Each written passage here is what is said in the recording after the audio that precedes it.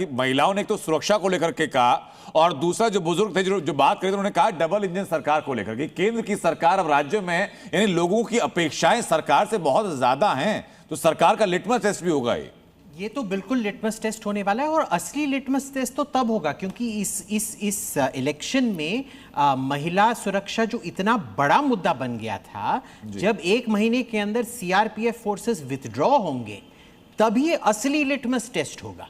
क्योंकि उसी के आधार पे एक किस्म से अगर आप देखेंगे जो सुरक्षा मामला था, उसी के आधार पे इतना सारा उनको मोमेंटम मिला था।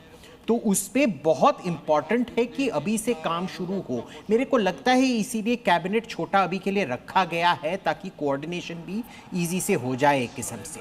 I am not sure about it, ये मेरा खुद का स्पेक्यूलेशन है। पर देखिए, दूसरी बात तो ये है, आर्थिक सुरक्षा भी एक चीज होती है। और बंगाल 1952 से लेके जब नेहरू ने फ्रेट रैशनलाइजेशन, तो आरएसएस का भी जो कैडर वहाँ पर काम कर रहे हैं silently on education front end all that, और अभी तक हमने देखा नहीं है उसका भी इम्पैक्ट है ये जीत। तो काम है यस जी। तो education specially in schools, Vidya Bharati का स्कूल्स कई इंटीरियर्स में चला रहे हैं। एकल विद्यालय 75% बंद हो गए थे इनके शासनकाल में। 75% तो इनको जिंदा रखा है। तो एक ओल्डर जनरेशन को, आपने कहा था कि ओल्डर जनरेशन को रेस्पेक्ट देना, वो आप देखिए केरल में कोई सीट, एक ही सीट मिला था, फिर भी आप देखिए वो सदानंदन मास्टर को जो विक्टिम है कम्युनिस्ट वायलेंस का, उनको राज्यसभा में लेके आया है। और एक और जॉर्ज कुरियन है, जॉर्ज कुरियन को मंत्री बनाया था। वो ऑलमोस्ट एक साइलेंट वर्कर थे इतने साल से, जब बीजेपी शुरू हुआ था तब से वो बीजेपी फाउंडर मेंबर्स में है। वो उनको लाके मंत्री बनाया था। मेरे साथ विजय शर्मा लगातार बने हुए। हम विजय जी, हम लोग लगातार चर्चा कर रहे हैं कि जो पहली कैबिनेट होगी, बैठक जो होगी, उस कैबिनेट बैठक में क्या क्या फैसले लिए जाएंगे, मैनिफेस्टो में किए गए कौन कौन से वायदों को उसी पहली कैबिनेट की बैठक में स्वीकृति दे दी जाएगी। सबसे पहले जो सवाल उठाया गया और जिसकी उम्मीद जताई गई कि जो महिलाओं को 3000 रुपए प्रति मास देने की बात की गई थी, क्या वो पैसा महिलाओं को मिलना शुरू हो जाएगा इसी पहली कैबिनेट से? और दूसरा, करप्शन को लेकर के क्या पूरा स्ट्रैटेजी है?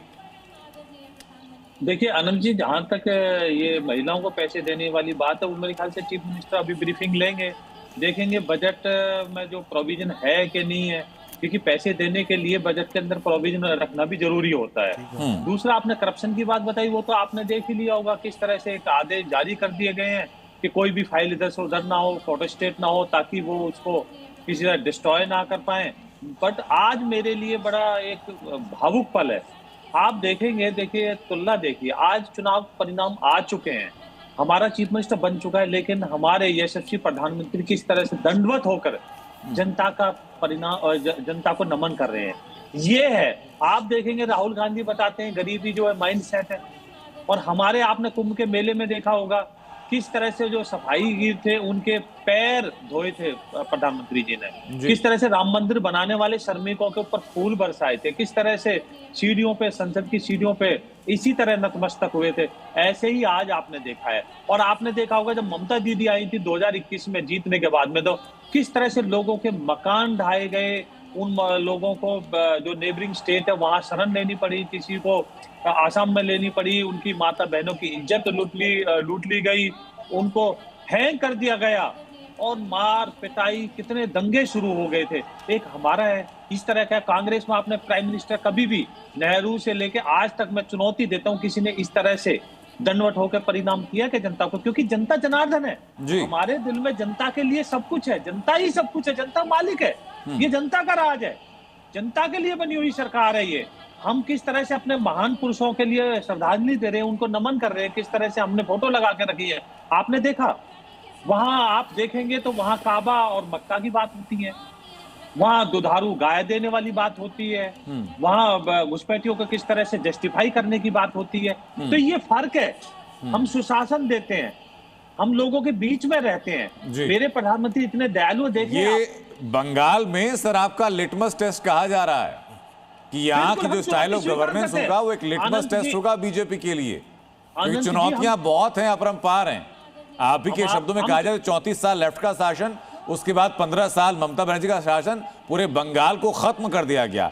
जिस खोखले बंगाल की आप बातें करते थे, उसी को रीबिल्ड करना पहला चैलेंज है। लोगों ने जो विश्वास कर दिया बीजेपी के ऊपर पे, उस विश्वास पर बने रहना पहला चैलेंज है। लेकिन शिवाजी सरकार, मैं एक बात जानना चाहूंगा सर, एक मेजर शिफ्ट जो बंगाल में पिछले कुछ दिनों के अंदर देखा, वो ये है कि एक बंगाल था जहां अगर जय श्री राम का नारा किसी ने लगाया तो उनको धमकी दी गई खाल खिंचवाने की, और एक बंगाल हमने आज का देखा जहां सभाओं से लौटते हुए सैकड़ों हजारों लोग जय श्री राम के उद्घोष के साथ लौट रहे हैं। जी हाँ, नहीं ये वाकई देखिए, ऐसा नहीं था कि बंगाल में जयराम बोला नहीं जाता था, पर जिस तरह से बीच में कुछ चीज़ें की गई और जो कि किसी न किसी के दबाव में, बाहर से जिनके था उसके ऊपर दबाव में आके किया गया, मैं समझता हूँ बहुत अनुचित था। बंगाल का समाज जैसे उत्तर प्रदेश का समाज है, उसी तरह से बहुत खुला हुआ समाज है, सभी को स्वीकार करता है। और वहाँ वैष्णव भी उतने ही हैं जितने शाक्त हैं, यानी कि विष्णु के या चैतन्य महाप्रभु के साथ वाले भी उतने ही हैं जितने महाकाली के साथ हैं। तो बंगाल में इस तरह का कोई वो नहीं है कि कौन क्या पूजा करते, एक ही घर में सारी पूजाएं होती हैं। तो बंगाल में कहीं रोक नहीं है, राम की भी पूजा होती है, कृष्ण की भी पूजा होती है। पर इस तरह से जो रोका गया और वो राजनीतिक वजह से जो किया गया, मैं समझता हूँ कि वो कहीं का भी समाज स्वीकार नहीं करता, बंगाल के समाज ने भी स्वीकार नहीं किया। और इसलिए जो है आज जो लोगों में आप उत्साह देख रहे हैं, वो इसलिए नहीं है कि सिर्फ राम का नाम लेना है, वो इसलिए है कि उनके ऊपर जो एक दबाव था, जो प्रेशर था, जिस तरह का आप कह सकते हैं एक सेंसरशिप था, उससे जो उनको मुक्ति मिली है आज, इस वजह से जो है लोग खुशी जाहिर कर रहे हैं। नहीं तो बंगाल में सामान्य रूप से किसी भी प्रकार के धर्म के किसी भी प्रकार का काम करने के लिए कहीं कोई रोक कभी नहीं रहा है, और हर घर में हर तरह के पूजाएं होती रही हैं, और लोग इन चीज़ों को प्रॉपर तरीके से करते रहे हैं। पर जो चीज़ें, एक चीज़ जो है मैं बताऊंगा, बंगाल में आज जो परेशानियां हमें दिख रही हैं वो एक पार्टीशन सिंड्रोम की वजह से है। उससे जो है निपटना जो इस सरकार का एक बहुत बड़ा दायित्व होगा। आप जो लिटमस टेस्ट की बात कर रहे हैं, वो एक सबसे बड़ा लिटमस टेस्ट होगा कि जो पार्टीशन सिंड्रोम से जुड़े हुए लोग हैं उनसे कैसे निपटना है और उनको साथ भी कैसे रखना है। ठीक है, नवीन सर। मैं अनंत ये कह रहा था कि ऐसा नहीं कि पश्चिम बंगाल में बड़ा आसान था, कोई अपनी अपनी पूजा भी कर सकता, अपनी पूजा नहीं कर सकता था, तभी वहाँ के लोगों के अंदर बदलाव आया, गुस्सा आया। दुर्गा पूजा करने के लिए लगातार कोर्ट में खड़ा रहना पड़ता था परमिशन लेने के लिए। सरस्वती पूजा का, दुर्गा मूर्ति का विसर्जन नहीं कर पाते थे। वहाँ पे जय श्री राम बोलो तो वहाँ की चीफ मिनिस्टर खुद कहती थी कि जेल में भेज देंगे, जय श्री राम बोलो तो खाल खिंचवा दूंगी। तो मतलब जो ये अगर मुख्यमंत्री कहे तो फिर नीचे वाला शासन प्रशासन क्या करेगा? वो तो कुछ भी करेगा ना, उसके एक बार ऊपर से इशारा आया तो ऐसी स्थिति के अंदर जो ये सब स्थिति थी, उसी से लोग पीड़ित थे, उसी से लोग परेशान थे। वहाँ नमाज पढ़ने के लिए सड़कें बंद हो जाती थी, रास्ता बंद हो जाता था, और आपको पूजा करने के लिए मंदिर के अंदर पूजा नहीं कर सकते थे। आप दूसरी जगह माइक लगा करके 24 घंटे आप कुछ भी गाते रहिए, चिल्लाते रहिए, और जहाँ मंदिर के अंदर 5 मिनट के लिए, आधे घंटे के लिए आरती करनी हो तो वो भी माइक उतरवा दिए जाते थे। तो ये स्थिति पश्चिम बंगाल के लोगों ने देखी है।